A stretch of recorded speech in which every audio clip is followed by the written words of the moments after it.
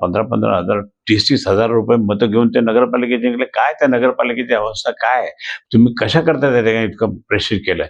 तुम्ही तेच पैसे शेतकऱ्यांना दिले असते तर काय झालं असतं? हे लोकांना जाणीव आहे.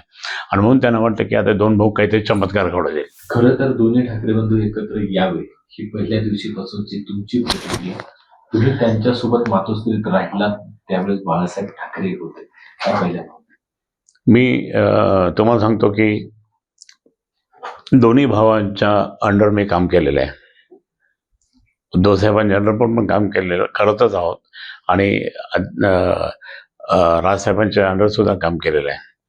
आणि साहेबांच्या उपस्थितीमध्ये आम्ही सगळ्यांच्या बरोबर काम केलेलं आहे. तो मला एक खूप मोठा अनुभव आहे आणि म्हणून मी एकनिष्ठ आहे. मला काही कुठे काही म्हणजे काही आवश्यकताच नाही आहे. माझे बाळासाहेब माझे दैवत माझ्या पाठीशी आहे ना, मग काय करेन.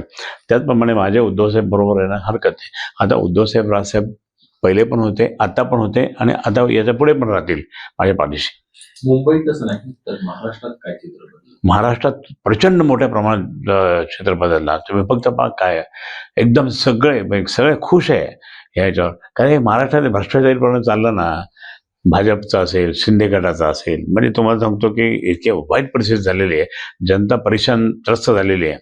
पण 16,000 15,000 30,000 रुपये मतं घेऊन ते नगरपालिकेत जिंकले. काय त्या नगरपालिकेची अवस्था काय आहे? तुम्ही कशा करता त्या ठिकाणी इतकं प्रेशर केलंय? तुम्ही तेच पैसे शेतकऱ्यांना दिले असते तर काय झालं असतं? हे लोकांना जाणीव आहे. आणि म्हणून त्यांना वाटतं की आता दोन भाऊ काहीतरी चमत्कार घडू दे.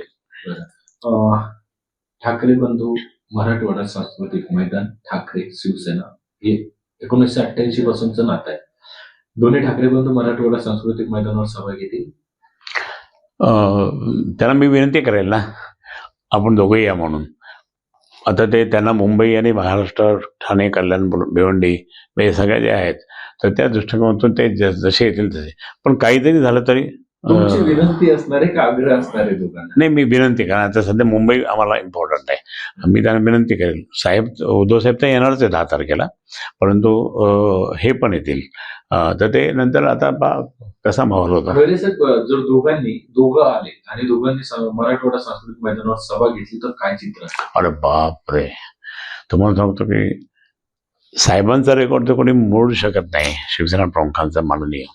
परंतु हे जे कमी जास्त होत होतंय ते जागाच पुरणार नाही आता, अशी परिस्थिती आहे. माझा दुसरा राजकीय प्रश्न,